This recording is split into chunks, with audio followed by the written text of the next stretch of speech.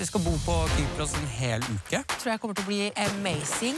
På dagen så skal vi hygge oss, men på kvelden... Ja, da blir det hett, for da er det roast! 2 meter slumrende daukjøtt med åpen kalender. Jeg synes han fortjener det. Mobberen skal få igjen litt. Det kan bli tøft.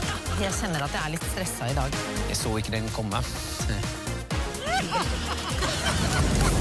Jeg sier jo ikke det at du er en creepy fyr, Steinar. Jeg sier bare at du ser veldig ut som en.